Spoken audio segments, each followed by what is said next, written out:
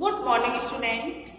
आज हम आपको क्षितिज पुस्तक के अंतर्गत आर्ट नेताजी का चश्मा का पाठ समझा रहे हैं।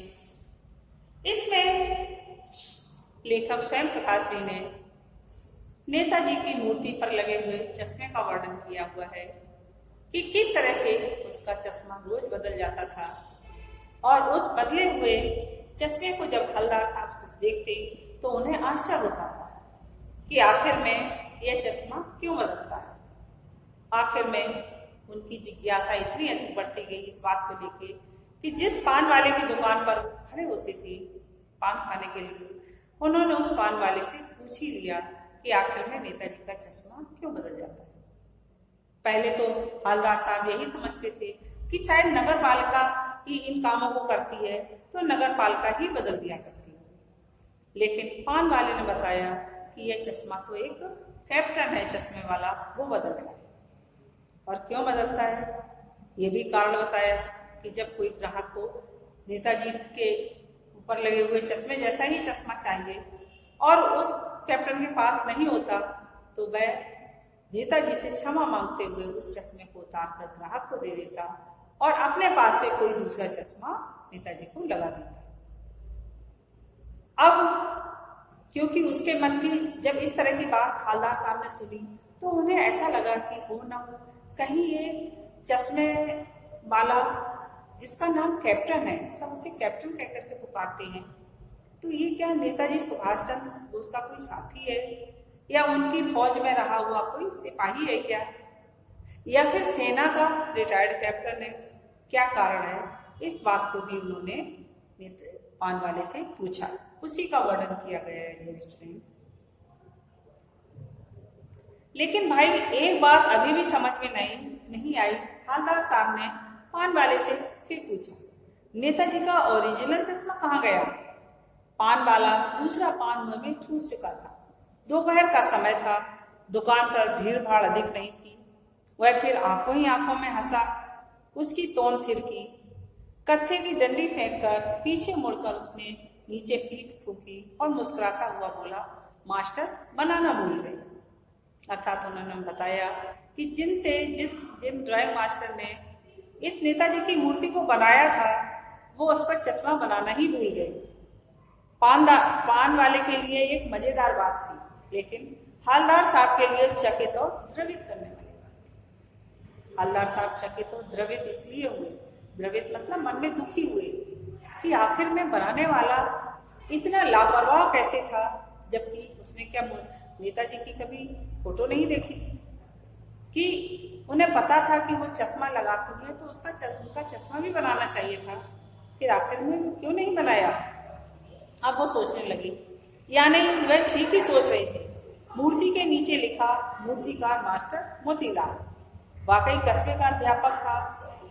बेचारे ने महीने भर में मूर्ति बनाकर पटक देने का वादा कर दिया होगा, बना भी ली होगी, लेकिन पत्थर में पारदर्शी चश्मा कैसे बनाया जाए। कांच वाला यह तय नहीं कर पाया या कोशिश की होगी। आखिर में मूर्तिकार ने महीने भर में मूर्ति बना देने का आश्वासन तो दे दिया और बना भी ली होगी, लेकिन अब उनके समझ में नहीं आता हुआ कि पारदर्शी मूर्ति के अंदर पारदर्शी चश्मा कैसे बनाया जाए।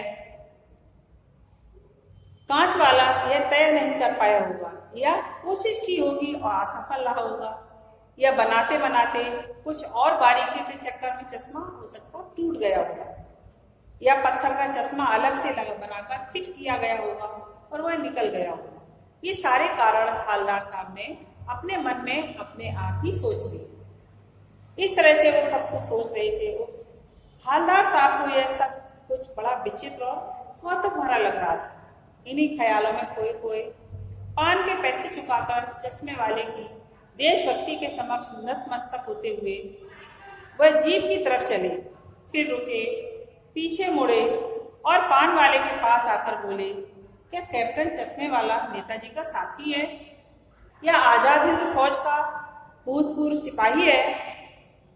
पान वाला नया पान खा रहा था, पान पकड़े अपने हाथ को मुंह से 1.5 इंच दूर रोककर उसने हवलदार साहब को ध्यान से देखा। फिर अपनी लाल लाल बत्ती सी दिखाई और मुस्कुरा करके बोला, नहीं साहब, वो लंगड़ा क्या जाएगा फौज में? पागल है पागल। वो देखो वो आ रहा है, आप उसी से बात कर लो, फोटो छपवा दो उसकी कहीं। हवलदार साहब को पान वाले द्वारा एक देशभक्त का इस तरह मजाक उड़ाया जाना अच्छा नहीं लगा। जिस तरह से पान वाला कैप्टन के प्रति बात कर रहा था वो हवलदार साहब को अच्छा नहीं लग रहा था। मुड़कर देखा तो अवाक रह गया। एक बेहद बूढ़ा मरिया सा लंगड़ा आदमी, सिर पर गांधी टोपी और आंखों पर काला चश्मा लगाए, एक हाथ में एक छोटी सी संदूक थी और दूसरे हाथ में एक बांस पर टंगे बहुत से चश्मे लिए अभी अभी एक गली से निकला था और अब एक बंद दुकान के सहारे अपना बांस टिका रहा था। तो उस बेचारे की दुकान भी नहीं, फेरी लगाता है। हवलदार साहब ये समझ गए। हवलदार साहब चक्कर में पड़ गए। पूछना चाहते थे इसे कैप्टन क्यों कहते हैं। जब पान वाले ने बता दिया कि ये आजाद हिंद फौज का कोई सिपाही भी नहीं है, फिर आखिर में इसको कैप्टन क्यों कहा जाता है? क्या यही उसका वास्तविक नाम है? लेकिन पान वाले ने साफ बता दिया कि वह इस बारे में कोई और बात करने के लिए तैयार नहीं है। ड्राइवर भी बेचैन हो रहा था, काम भी था। हवलदार साहब जीप में बैठकर चले गए। 2 साल तक हवलदार साहब अपने काम के सिलसिले में इस कस्बे से गुजरते रहे और नेताजी की मूर्ति पर बदलते हुए चश्मों को देखते रहे। कभी गोल चश्मा होता तो कभी चौकोर, कभी लाल, कभी काला, कभी धूप का चश्मा, कभी बड़े कांचों वाला गोगो चश्मा, पर कोई ना कोई चश्मा होता जरूर। 2 साल तक हवलदार साहब यही देखते रहे। उस धूल भरी यात्रा में हवलदार साहब को कौतुक और प्रफुल्लता के पुच्छर देने के लिए फिर एक बार ऐसा हुआ कि मूर्ति के चेहरे पर कोई भी कैसा भी चश्मा नहीं। जिस मूर्ति को वो हमेशा देखते हुए निकलते थे, आज हवलदार साहब ने देखा कि उस मूर्ति के ऊपर कोई भी चश्मा नहीं है। उस दिन पान की दुकान भी बंद थी, चौराहे की अधिकांश दुकानें बंद थी। अगली बार भी मूर्ति की आंखों पर चश्मा नहीं था। हवलदार साहब ने पान खाया और धीरे से पान वाले से पूछा, क्यों भाई, क्या बात है? आज तुम्हारे नेताजी की आंखों पर चश्मा नहीं है। पान वाला उदास हो गया। वैसे तो पान वाला मजाकिया प्रवृत्ति का था, कम पढ़ा लिखा था, इसलिए कैप्टन का मजाक भी बना देता था। खुश मिजाज व्यक्ति था। उसको इतनी समझ नहीं थी कि किसी देशभक्त व्यक्ति का इस तरह हमें मजाक नहीं बनाना चाहिए था। लेकिन जब वो कैप्टन मर जाता है, चश्मे वाला मर जाता है, तब वो पान वाला उदास हो जाता है और उदास होकर के हवलदार साहब से क्या कहता है। पान वाला उदास हो गया। उसने पीछे मुड़कर मुंह का पान थूका, सिर झुकाकर अपनी धोती के सिरे से आंखें पोंछता हुआ बोला, अर्थात उसके आंसू आ गए। किसी ने पूछा, बोला साहब कैप्टन मर गया। और कुछ नहीं पूछ पाए हवलदार साहब। कुछ पल चुपचाप खड़े रहे, क्योंकि हवलदार साहब को भी बहुत दुख हुआ जब उन्होंने ये सुना कि कैप्टन मर गया है। फिर पान के पैसे चुकाकर जीप में आ बैठे और रवाना हो गए। वो समझ गए कि शायद कैप्टन अब मर गया है और अब सुभाष चंद्र बोस की मूर्ति पर चश्मा लगाने वाला कोई नहीं है, क्योंकि 2 बार वो लगातार वहां से निकल चुके थे, लेकिन उन्हें चश्मा नहीं दिखाई दे रहा था।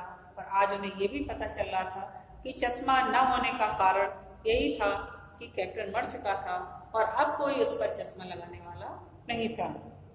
बार बार सोचते क्या होगा उस कौम का जो अपने देश की खातिर घर गृहस्थी, जवानी, जिंदगी सब कुछ होम कर देने वालों पर हंसती है। ये दुनिया किस तरह की है जो अपनी जिंदगी को दांव पर लगा देते हैं अपने देश की रक्षा के लिए, अपने देश को स्वतंत्र करवाने के लिए। उन पर दुनिया वाले हंसते हैं। आखिर में उस कौम का क्या होगा और अपने लिए बिकने के मौके ढूंढते हैं। अर्थात इस तरह के होते हैं लोग कि अपना स्वार्थ सिद्ध हो जाए, इसके लिए चाहे उन्हें स्वयं को ही बेचना पड़े। इस तरह की प्रवृत्ति वाले लोग दुनिया में बढ़ते जा रहे हैं। इसलिए हम हवलदार साहब इसके बारे में सोच रहे थे, दुखी हो गए। 15 दिन बाद फिर उन्हें उसी कस्बे से गुजरना पड़ा। कस्बे में घुसने से पहले उन्हें ख्याल आया कि कस्बे की हृदय स्थली पर सुभाष चंद्र की जो प्रतिमा है अवश्य प्रतिष्ठापित होगी, क्योंकि वो प्रतिमा वहां लगी हुई है और हर बार हवलदार साहब उसको देखते हुए निकलते थे। लेकिन सुभाष की आंखों पर चश्मा नहीं हुआ, क्योंकि वो 2-3 बार वहां से निकल चुके थे और उन्होंने देखा था कि सुभाष चंद्र बोस की आंखों पर चश्मा नहीं है। क्यों नहीं है चश्मा? क्योंकि मास्टर बनाना भूल गया, तो सारी जिम्मेदारी मास्टर की ही बनती थी कि उसने क्यों नहीं बनाया, और यदि नहीं बनाया है तो अब बिना चश्मे के ही रहेंगे सुभाष चंद्र बोस। और कैप्टन था वो मर गया, सोचा आज वहां रुकेंगे नहीं, पान भी नहीं खाएंगे, मूर्ति की तरफ देखेंगे भी नहीं, सीधे निकल जाएंगे।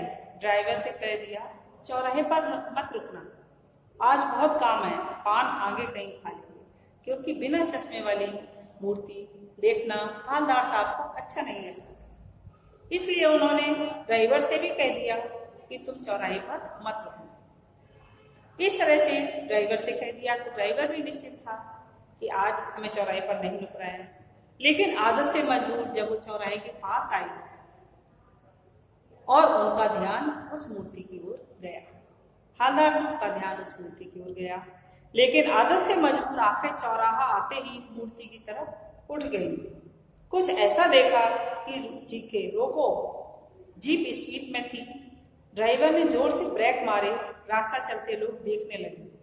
जीप रुकते न रुकते हवलदार साहब जीप से कूदकर तेज तेज कदमों से मूर्ति की तरफ लपके और उसके ठीक सामने जाकर अटेंशन में खड़ी हो गई, क्योंकि उन्हें आश्चर्य हुआ कि आज चश्मा तो लगा हुआ था नेताजी की आंखों पर सरकंडे का चश्मा। सरकंडा एक तरह की घास होती है, इसके मोटे मोटे से पेड़, वो पेड़ क्या फसल की तरह होते हैं, जैसे तुअर की दाल होती है उसके, या सरसों की जो डंडियां होती हैं जिनमें सरसों लगती है, इस तरह के मोटे होते हैं।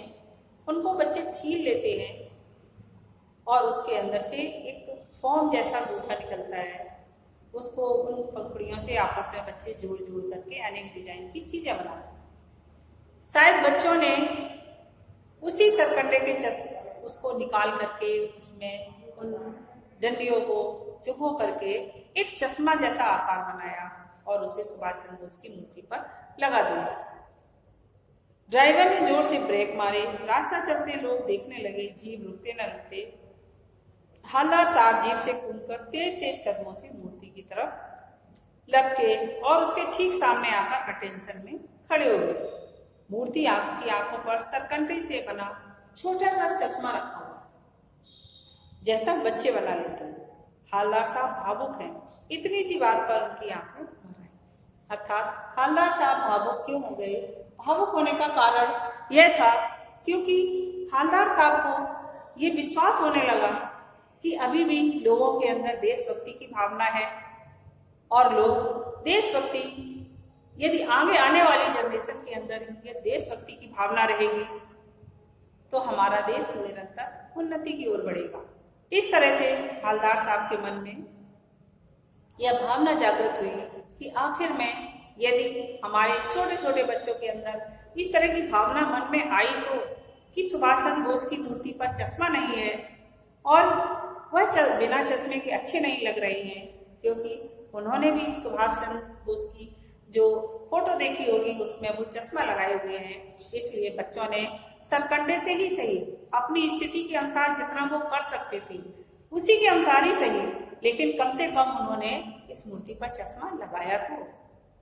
और यदि अपने देश के स्वतंत्रता सेनानियों के प्रति, अपने देश के क्रांतिकारियों के प्रति और अपने देश के महान नेताओं के प्रति बच्चों के मन में इसी तरह की भावना बनी रहेगी तो हमारा देश एक न एक दिन जरूर उन्नति की ओर जाएगा। इसी आशा से हवलदार साहब की आंखें भर आई और उन्होंने उस सुभाष चंद्र बोस की मूर्ति को सलाम किया।